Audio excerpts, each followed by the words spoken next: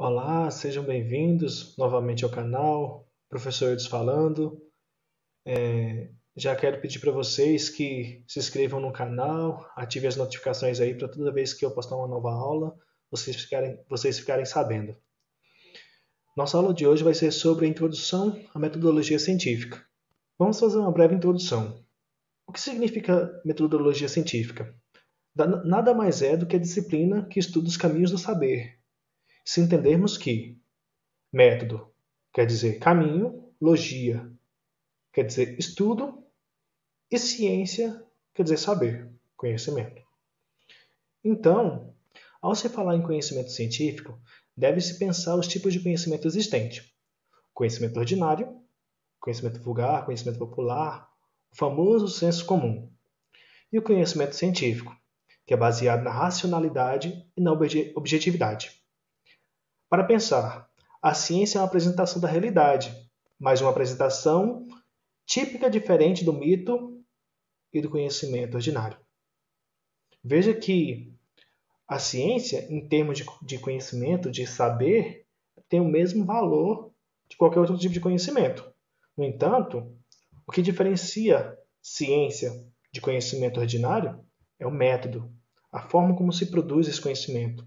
E essa forma de produzir o conhecimento faz com que um conhecimento tenha mais credibilidade do que outro.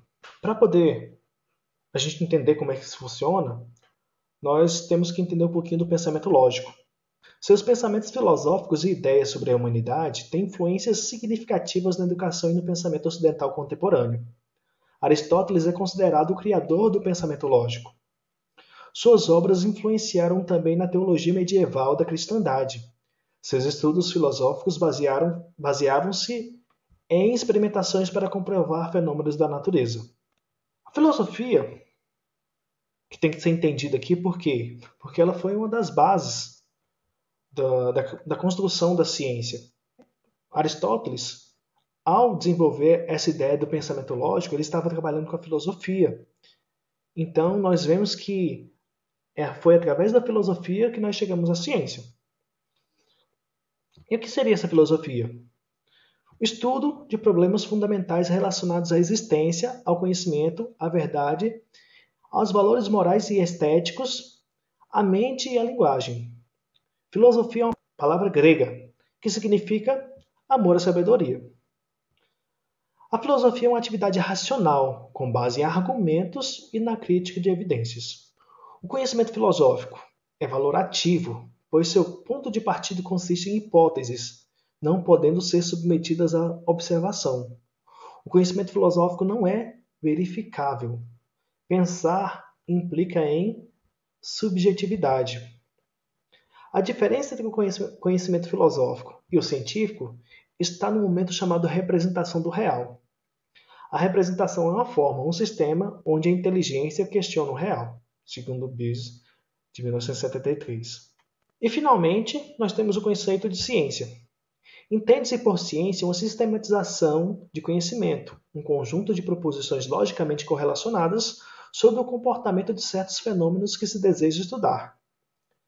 A ciência é todo um conjunto de atitudes e atividades racionais, dirigidas ao sistemático conhecimento com objetivo limitado, capaz de ser submetido à verificação. Ou seja, vemos aqui que há uma diferença enorme entre filosofia e ciência. A filosofia, ela trabalha no domínio do pensamento, ela trabalha no domínio da subjetividade, diferentemente da ciência, que trabalha com objetividade. Ela tem um objeto de estudo que ela vai verificar, ela faz isso por um motivo específico e faz isso para uma determinada função. Então, são conhecimentos de naturezas diferentes. Mais para frente a gente vai discutir o valor de cada um desses conhecimentos. A preocupação dos precursores da filosofia, lembrando, filosofia vem das palavras gregas philo, que significa amigo, e sofia, sophos, que quer dizer saber, ou seja, amigo do saber, como eu já havia dito antes. Era buscar conhecer o porquê e o para quê de tudo que se pudesse pensar. Veja que é um objetivo bem amplo, diferente da ciência, que é bem pontual, que tem um objeto de estudo. No entanto, esse pensar amplo da filosofia englobava a natureza. Pensar o tudo significa também pensar a natureza. E é a partir disso que começam a surgir os primeiros filósofos cientistas. O primeiro, e tímido, passo na direção da ciência só foi dado no início do século VI a.C., na cidade grega de Mileto, por aquele que é apontado como o primeiro filósofo, Tales de Mileto. Muitos vão lembrar das aulas de matemática sobre semelhanças de triângulos, os teoremas de Tales. Pois é, naquela época, como o conhecimento ainda não era uma coisa tão complexa, então uma mesma pessoa se arriscava em vários caminhos, em várias áreas de conhecimento. É por isso que vocês vão ver que, quando vocês estudam no passado, a mesma pessoa era filósofo, matemático, era médico, tinha várias funções. Era político, era escritor. Dizia Tales que o princípio de todas as coisas era algo que por todos podia ser diretamente observado na natureza, como por exemplo a água. Essa observação não é baseada na observação sistemática do mundo, mas também não se baseia em entidades míticas. Não recorre a métodos adequados de prova, mas também não recorre à autoridade divina e mítica. Veja que, apesar de ainda não ter o alicerce da ciência, não ter as veias da ciência nessa observação de Tales, mas ele já começa a separar do que havia no momento, que era esse conhecimento baseado na mítica, na autoridade religiosa, e ele começa a se desvincular disso. Assim apareceram na Grécia, entre outros, Anaxímago, Heráclito, Pitágoras, o mesmo Pitágoras, o Teorema de Pitágoras, que na realidade o teorema não é exatamente dele, ele apenas divulgou, já tem indícios desse teorema bem antes de Pitágoras, mas como ele tinha uma escola de matemática, uma escola de filosofia, na realidade uma escola geral, como eu falei para vocês, ele ganhou fama, o teorema foi associado a ele. Parmênides, Demócrito. Esse último também vocês devem ter escutado falar sobre ele nas aulas de química, quando começou a se falar sobre o entendimento da matéria. E esse último viria mesmo a defender que tudo quanto existia era composto de pequeníssimas partículas indivisíveis, ao qual foi chamado de átomo, que vem de duas palavras gregas, a de negação e tomo de parte, átomo, unidas entre si de diferentes formas, e que na realidade nada mais havia do que átomos e o vazio onde eles se deslocavam. Foi o primeiro grande filósofo naturalista, que achava que não havia deuses e que a natureza tinha suas próprias leis. Platão ficou encarregado de distinguir a verdadeira ciência e o verdadeiro conhecimento da mera opinião ou crença. Ele se propôs a isso. Veja que até então, todo conhecimento que o homem tinha obtido tinha algo de mítico, tinha algo de religioso e não havia uma objetividade no conhecimento. Platão pensava que esse tipo de conhecimento ele não tinha tanta força de argumentação quanto um conhecimento que pudesse ser argumentativo. Então, ele se propôs a diferenciar, criar valores para os tipos de conhecimento. Um dos problemas que atormentaram os filósofos gregos em geral, e Platão em particular, foi o problema do fluxo da natureza. Na natureza, verificamos que muitas coisas estão em mudança constante. As estações sucedem-se, as sementes transformam-se em árvores, os planetas e as estrelas percorrem o céu noturno. Mas como poderemos nós ter a esperança de conseguir explicar os fenômenos naturais se eles estão em permanente mudança? Para os gregos, isso representava um problema por alguns motivos que já vimos. Não tínhamos instrumentos para medir de forma exata, por exemplo, a velocidade, e assim a matemática, que constituía o modelo básico de pensamento científico. Era inútil para estudar a natureza. A matemática parecia aplicar-se apenas a domínios estáticos e eternos. Como o mundo estava em constante mudança, parecia a alguns filósofos que o mundo não poderia jamais ser objeto de conhecimento científico. Nessa época aqui, os matemáticos já tinham conseguido explicar bem as formas geométricas, geometria plana, geometria espacial, coisas estáticas. Mas eles não tinham instrumento para medir, por exemplo, coisas como o tempo e taxas em relação ao tempo. Então, qualquer coisa que era dinâmica era muito complicada para eles imaginarem, para eles tentarem matematizar.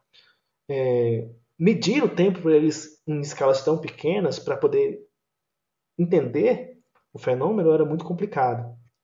Então era necessário que surgissem essas técnicas, esses instrumentos que fizessem com que o homem percebesse que sim, era possível explicar a natureza através da matemática, mas o problema é que eles não tinham os instrumentos naquele momento. Nesse aspecto fundamental é que o principal discípulo de Platão, Aristóteles, viria discordar do mestre. Aristóteles não aceitou que a realidade captada pelos nossos sentidos fosse apenas um mar de aparências sobre as quais nenhum verdadeiro conhecimento se pudesse constituir. Bem pelo contrário, para ele não havia conhecimento sem a invenção dos sentidos. A ciência, para ele, teria de ser o conhecimento dos objetos da natureza que nos rodeiam. É verdade que os sentidos só nos davam o particular e Aristóteles pensava que não há ciência senão do universal. Mas para ele, e ao contrário de seu mestre, o universal inferia-se do particular. Nesse ponto aqui, e existe uma contribuição grande de Aristóteles nesse ponto para a ciência, que é de você analisar o mundo a partir dos sentidos, que é o que a gente considera lógico nos dias atuais. Se a realidade nos é apresentada pelos sentidos, nós só sabemos o que existe através dos sentidos. Lembrando, o que é sentidos, professor? A gente está falando aqui de visão, audição, tato, paladar, olfato. Se nós não... Toda a informação que chega até a nossa mente, até o nosso cérebro, vem dessa captação de sentido, dessa captação desses estímulos da natureza. Então, o que para nós é realidade é justamente isso. É o que os nossos instrumentos de sensibilidade da natureza nos mostram. Tentar inferir a realidade fora disso é navegar sem bússola. Então, professor, pode estar errado? Pode. A natureza pode não ser nada do que a gente está percebendo aqui. Mas concorda comigo que não tem um princípio lógico para a gente discordar disso? Se não for assim, então não tem como a gente saber como é. O único caminho que nos sobrou é esse. Ou a gente vai por esse caminho, ou a gente simplesmente para de tentar qualquer coisa. Então, o único caminho que nós temos para tentar inferir qualquer realidade é através da análise dos sentidos, assim como Aristóteles defendia. Aristóteles achava que, para se chegar ao conhecimento, nós devíamos virar... Faltou um acento ali, tá, gente? Nós devíamos virar para a única realidade existente, aquela que os sentidos nos apresentavam. Sendo assim, o que tínhamos de fazer consistia em partir da observação dos casos particulares do mesmo tipo e pondo de parte as características próprias de cada um, por processo de abstração, procurar o elemento que todos eles tinham em comum, o universal. Bom, gente, era isso. Até mais. Obrigado. Falou!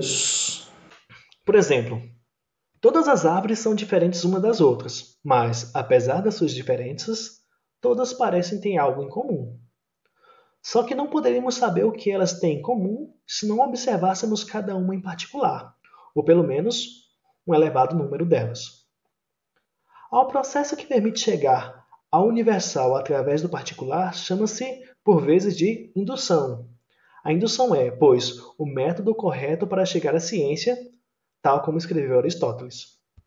Veja que essa aqui é a ideia como Aristóteles concebeu. Não é como nós usamos ela hoje. Apesar de que ela é utilizada na ciência, mas não é a única forma que é utilizada na ciência. Durante esses 2000 e quase 2500 anos, desde os primeiros filósofos gregos até os dias atuais, muitas coisas, muitas formas de pensar foram desenvolvidas, inclusive até superiores a essas, que nos permitem ter um mapeamento melhor da realidade, que nos permitem analisar os fenômenos, analisar os fatos e obter respostas mais próximas daquilo que seria de fato real.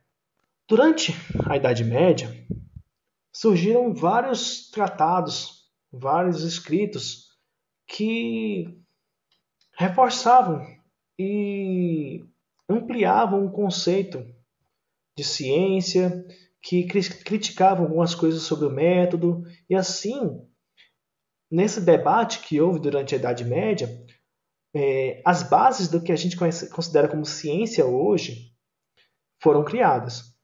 Iniciou-se na Grécia Antiga, com a filosofia, com a dúvida,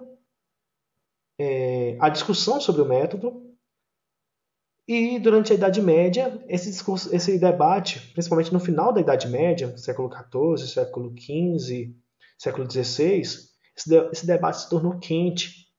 E nós ganhamos em termos de qualidade de análise de dados, qualidade de análise da realidade.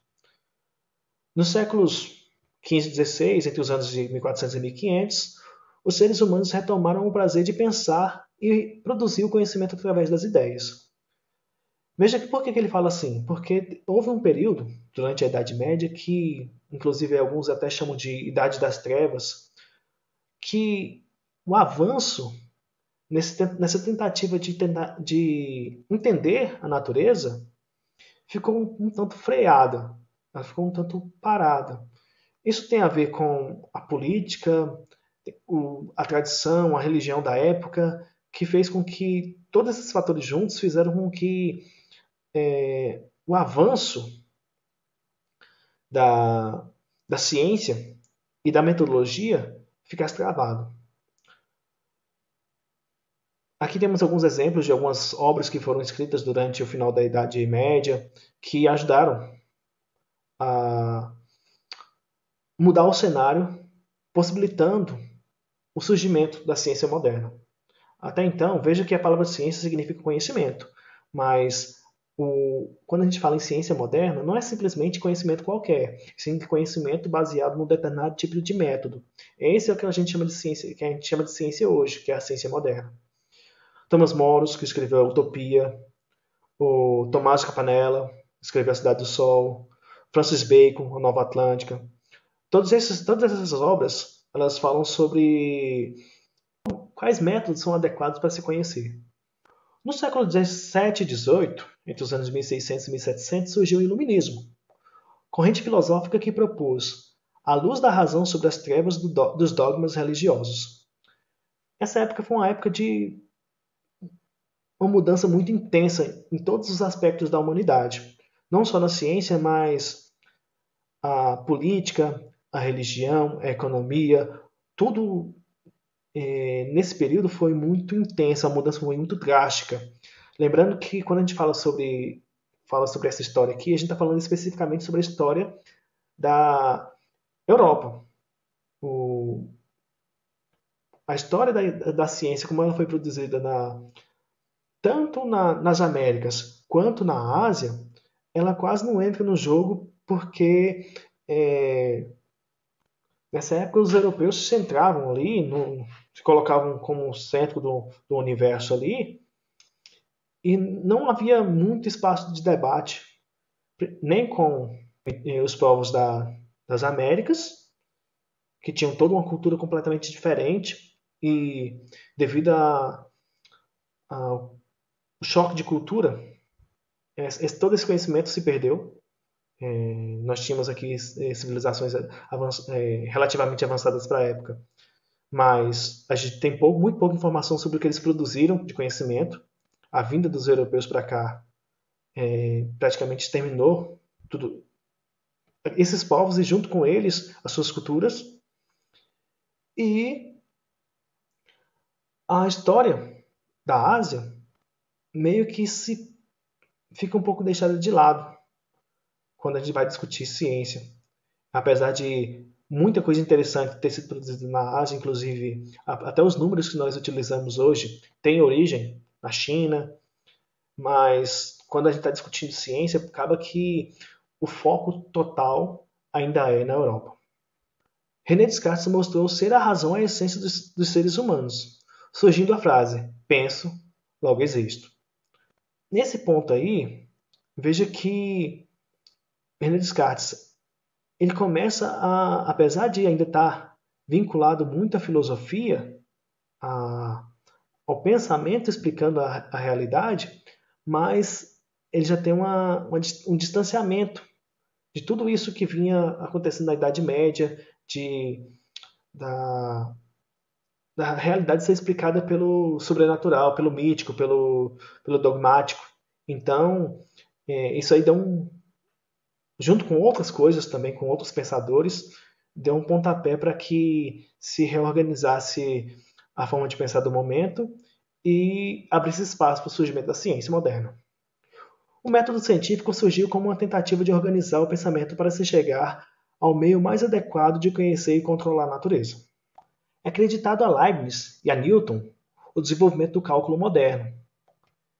Na realidade, eles desenvolveram isso aí, a mesma coisa, de forma separada. Houve até uma certa rincha entre os dois por causa disso aí.